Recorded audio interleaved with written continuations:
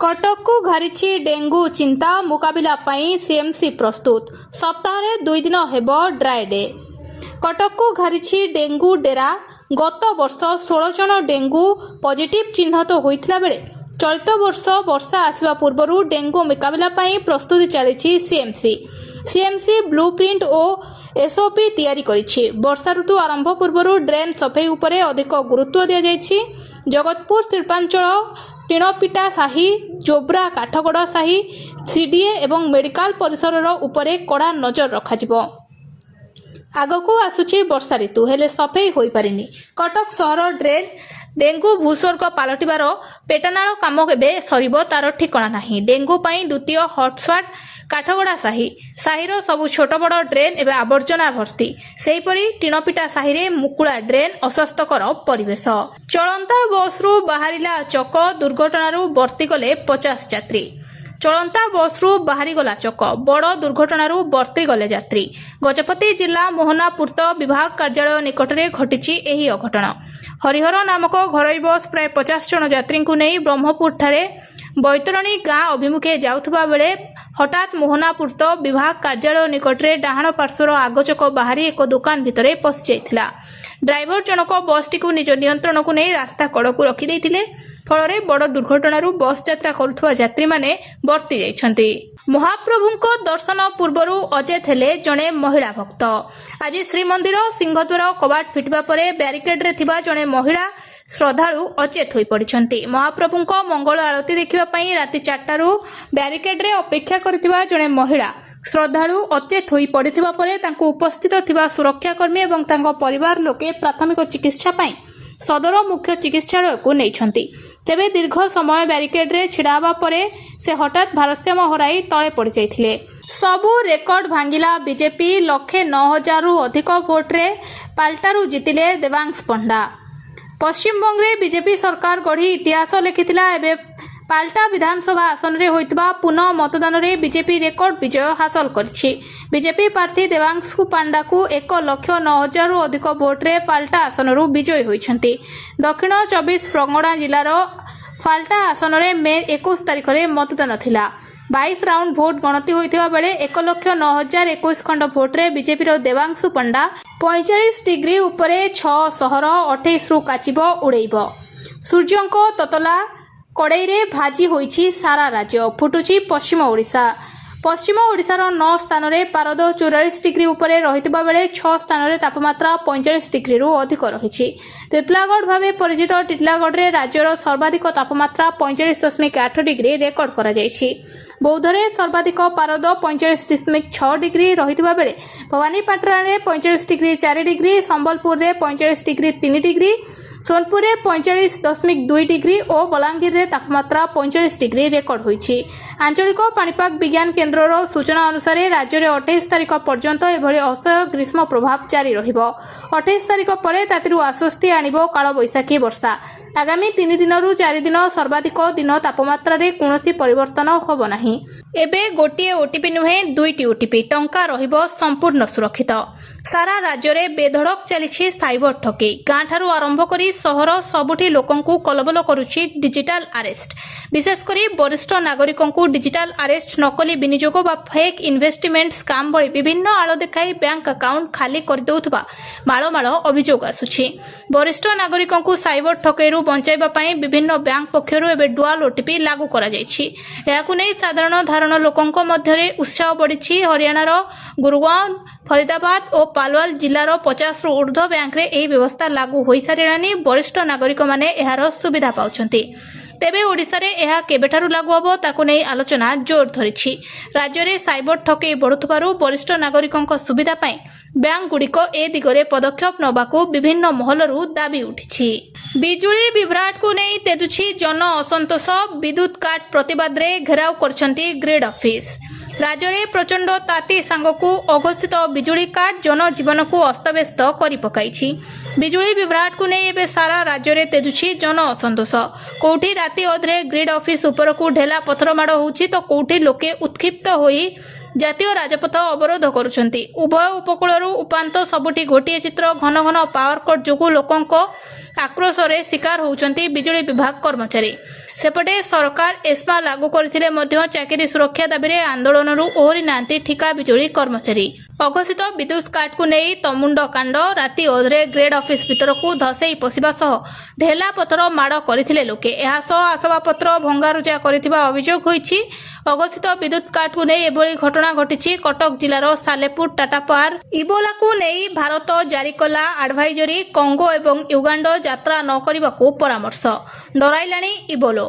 समग्र विश्व में पुणी थे एक महामारी को नहीं आशंका। इबोलो को नहीं चिंतार विश्व। आफ्रिकार किछि देश इबोलो भाइरस मामलें बढ़िबार लागिछि।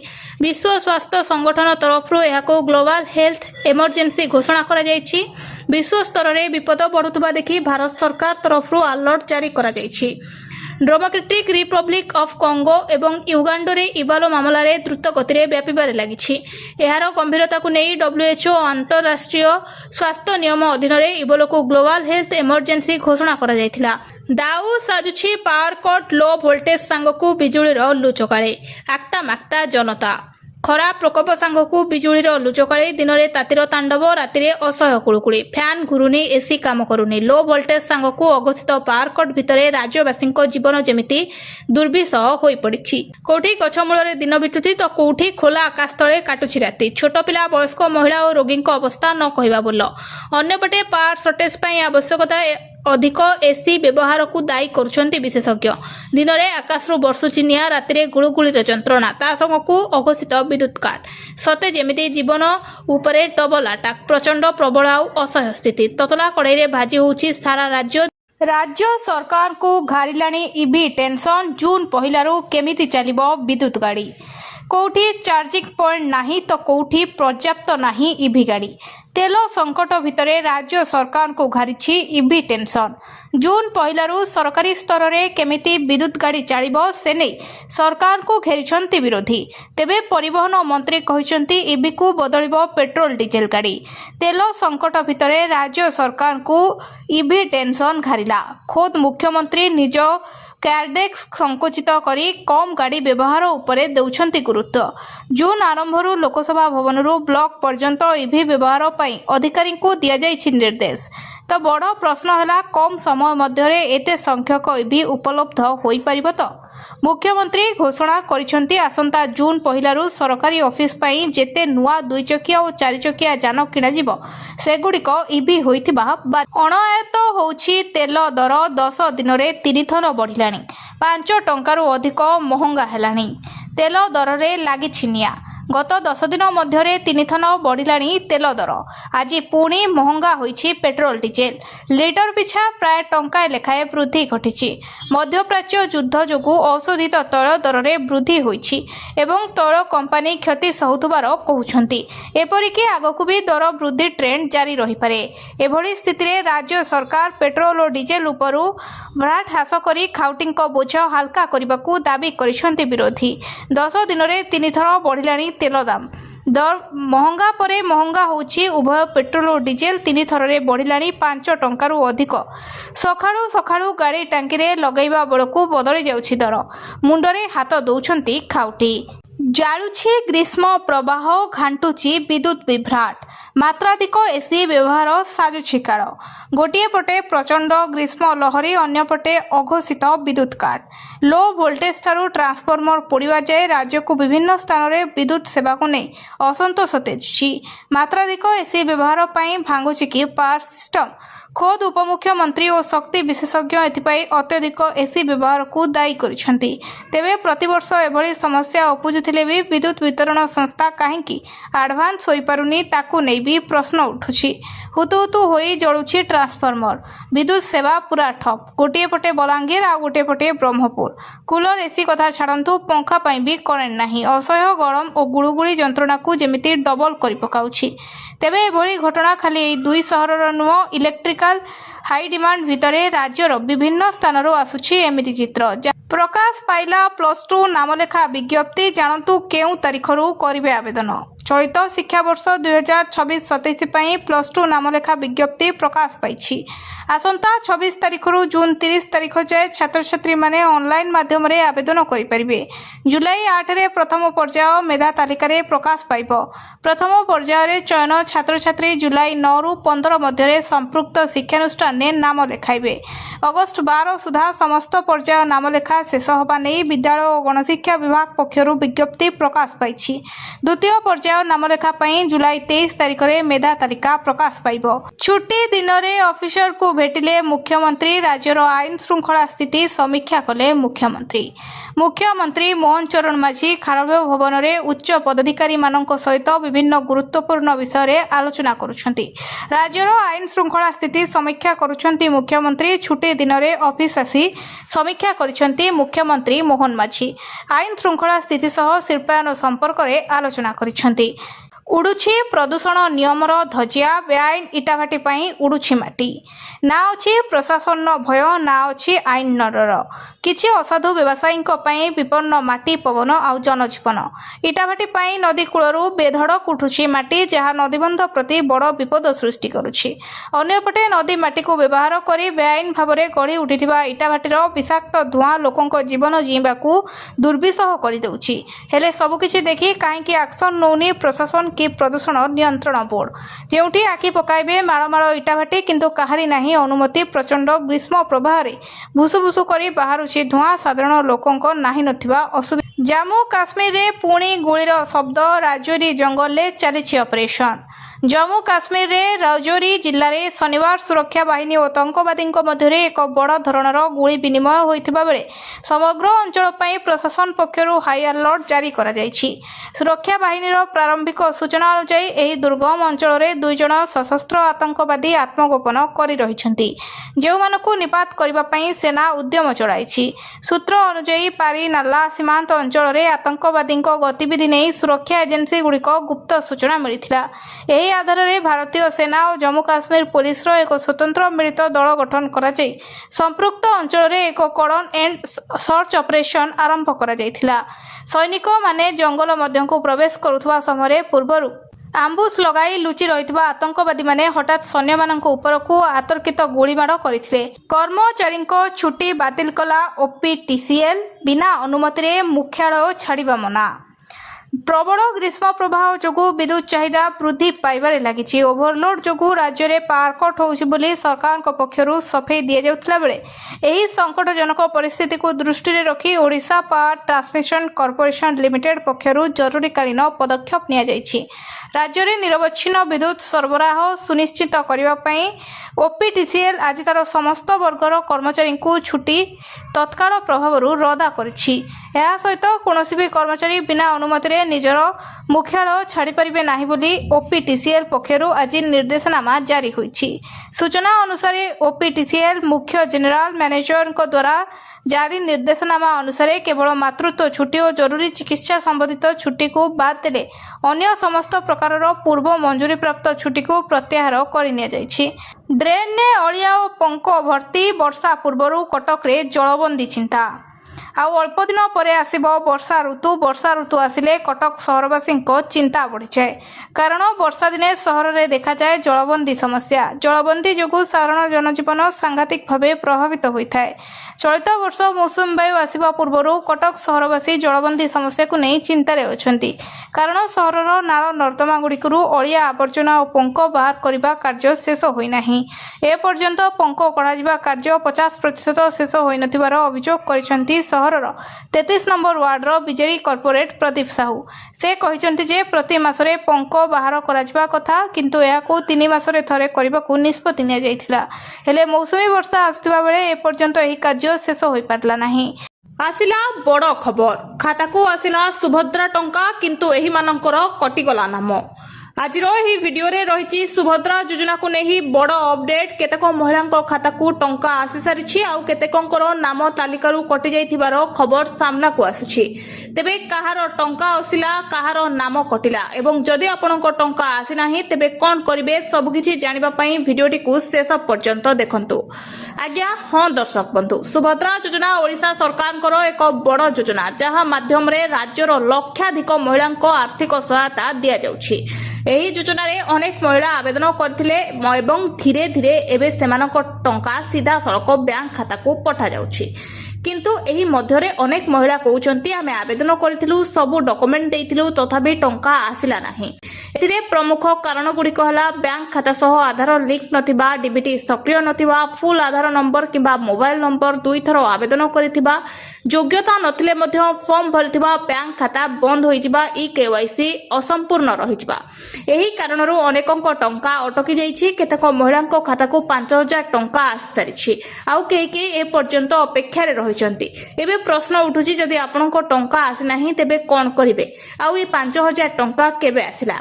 ସାବିତ୍ରୀ ଦିନ ଟଙ୍କା 5,000 ଟଙ୍କା ସମସ୍ତଙ୍କ ଖାତାକୁ ଆସିସାରିଛି। ଆଉ ଯେଉଁମାନଙ୍କର ଟଙ୍କା ଆସିନାହିଁ, ନାମ କଟିଯାଇଛି, ସେମାନେ ଭିଡ଼ିଓଟିକୁ ଶେଷ ପର୍ଯ୍ୟନ୍ତ ଦେଖନ୍ତୁ।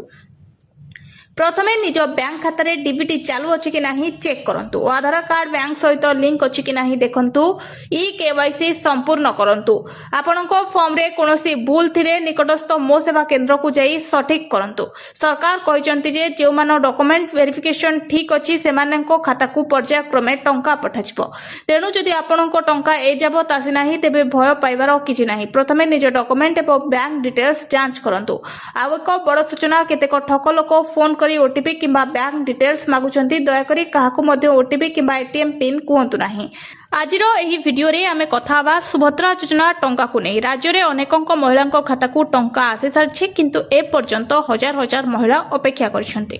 ଅନେକ ପଚାରୁଛନ୍ତି ଆମର ଟଙ୍କା କାହିଁକି ଆସିଲା ନାହିଁ, ଫର୍ମ ଭରିଥିଲୁ, ସବୁ ଠିକ୍ ଥିଲା, ତଥାପି ଖାତାକୁ ଟଙ୍କା ଆସିନି କାହିଁକି? ତେବେ ଦର୍ଶକ ବନ୍ଧୁ, ଆଜିର ଭିଡିଓରେ ଆମେ ଜାଣିବା କାହାକୁ ଟଙ୍କା ଆସିନି, କାହିଁକି ଆସିନି ଏବଂ କ'ଣ କରିବାକୁ ପଡ଼ିବ। ସୁଭଦ୍ରା ଯୋଜନା ମାଧ୍ୟମରେ ଓଡ଼ିଶା ସରକାର ମହିଳାଙ୍କୁ ଆର୍ଥିକ ସହାୟତା ଦେଉଛନ୍ତି। ଏହି ଯୋଜନାରେ ଲକ୍ଷାଧିକ ମହିଳା ଆବେଦନ କରିଥିଲେ, କିନ୍ତୁ ଟଙ୍କା ପଠାଇବା ସମୟରେ ଅନେକ ସମସ୍ୟା ସାମ୍ନାକୁ ଆସିଛି। ବ୍ୟାଙ୍କ ଖାତା ସହିତ ଆଧାର ଲିଙ୍କ ନଥିବା, ଯେଉଁମାନଙ୍କର ଆଧାର କାର୍ଡ ବ୍ୟାଙ୍କ ଖାତା ସହିତ ଲିଙ୍କ ହୋଇନାହିଁ ସେମାନଙ୍କ ଖାତାକୁ ଟଙ୍କା ଯାଇପାରି ନାହିଁ।